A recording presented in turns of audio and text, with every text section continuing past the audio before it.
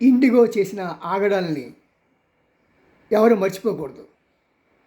కరెక్ట్గా భారతదేశానికి పుతిన్ విచ్చేసిన సమయంలో ఎంత పెంట పెట్టాలో అంత పెంట పెట్టింది ఇండిగో. ఎందుకంటే డీసీఏ చేసిన చట్టం వీరికి కొంత ఇన్కన్వీనియన్స్ అవుతుందంట.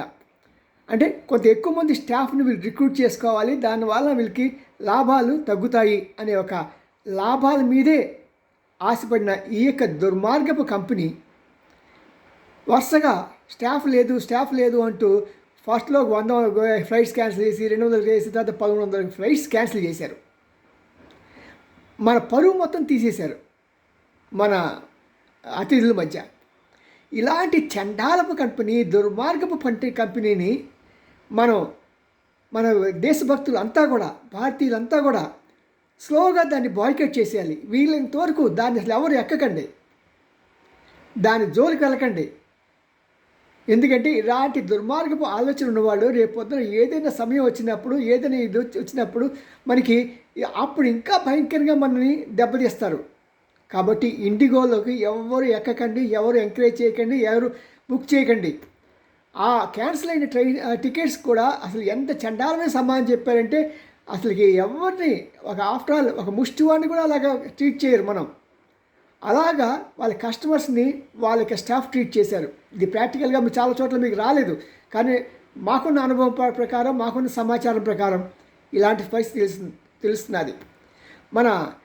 మన సీఎం గారు కూడా, లోకేష్ కూడా, రామ్మోహన్ నాయుడు గారు కన్సిడర్ చేసి ఈ ఇండిగో ఫ్లైటు మన గన్నవరం నుంచి సింగపూర్ వెళ్ళేదాన్ని కూడా క్యాన్సిల్ చేసి దాని బదులు ఇంకేదైనా ఆల్టర్నేటివ్ మనం చెప్పిన మాట వినేది, మన దేశంగా ఉండేది దాన్ని ఏర్పాటు చేయాల్సిన అవసరం ఎంతైనా ఉంది. ఎందుకంటే రేపటి రోజున వీళ్ళు కొంప ముంచే వాళ్ళు ఇండిగో ఫ్లైట్ వాళ్ళు. ఒకసారి గమనించండి, నేను చెప్తున్న మాటల అర్థం మీకు అర్థమయ్యే ఉంటుంది. ఇంకంతకన్నా పబ్లిక్ ఇంకేం చెప్పలేము.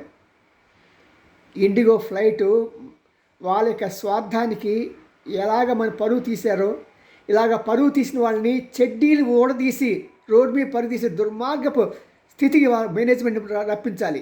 అంటే మనం అంతా దాన్ని బాయ్కట్ చేయడమే, అంతకు మించి వేరే ఇది లేదు.